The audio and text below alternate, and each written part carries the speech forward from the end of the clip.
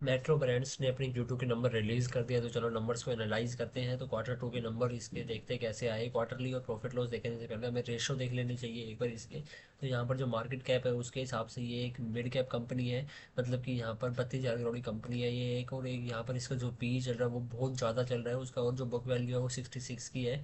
और जो ROC है हम यहाँ पर देख लेते हैं, बड़ी ये कंज्यूमर में है ये ब्रांड में। यहाँ पर तो ROC चल रहा है 19 का, तो ROC के हिसाब से गुड है, कोई ज़्यादा बेस्ट नहीं है बट सही है उसके हिसाब से। अगर हम यहाँ पर जो लोन देखें कंपनी के ऊपर में बहुत ज़्यादा है, ये एक नेगेटिव पॉइंट है इसके अंदर में। और उसके बाद में पीयर्स के अंदर में चले तो ये रिलैक्सो, यहाँ पर कैंपस, रेड टेप वगैरह ये इनके पीयर्स में है। और यहाँ पर प्रॉफिट लॉस में चले तो हम यहाँ पर जो सेल्स देखें लगातार ईयर और ईयर बेसिस पे, तो यहाँ पर वो लगातार इंक्रीजिंग मोड में है। और यहाँ पर जो नेट प्रॉफिट है वो भी लगातार हाईएस्ट लेवल है।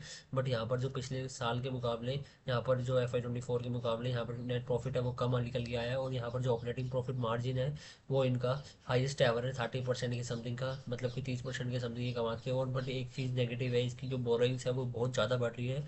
तो बोरोइंग्स यहाँ पर कभी अगर जो कंपनी ने जिस हिसाब से पैसा लिया वो हिसाब से ना आए तो ख़राब हो सकता है। और यहाँ पर फिक्स एसेट लगातार कंपनी बढ़ा रही है अपनी। तो इनके फिक्स एसेट में देखें तो यहाँ पर ये जो फिक्स एसेट है इनके पास में जो बिल्डिंग्स वगैरह है, तो कभी इनको दिक्कत आई तो उन बिल्डिंग्स को, लैंड को सेल कर सकते हैं। और यहाँ पर जो कैश फ्लो देखें तो कैश फ्लो भी कंपनी का अच्छा है। इन्वेस्टर्स में चले तो सही है इन्वेस्टर्स से। तो अब यहाँ पर हम क्वार्टरली वाइज नंबर देखें, यहाँ पर प्रॉफिट लॉस देख लेते हैं यहाँ पर परसेंटेज वाइज पे।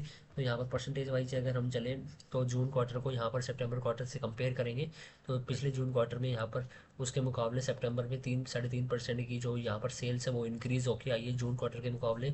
और जो एक्सपेंसेस है वो भी यहाँ पर 69 से 73 हो गए, तो यहाँ पर 4% की समथिंग यहाँ पर एक्सपेंसेस बढ़ गए हैं। और जो नेट प्रॉफिट है उसमें यहाँ पर ये लगा लो कि 30% के समथिंग यहाँ पर फॉल आया पिछले जून क्वार्टर के मुकाबले, क्योंकि यहाँ पर ये एक्सपेंसेस भी बढ़े हैं और जो नेट प्रॉफिट में सडनली फॉल आया है।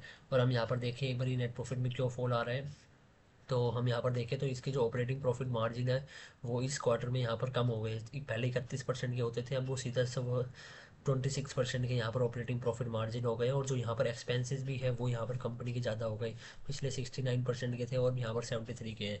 तो इस कारण ये हो सकता है।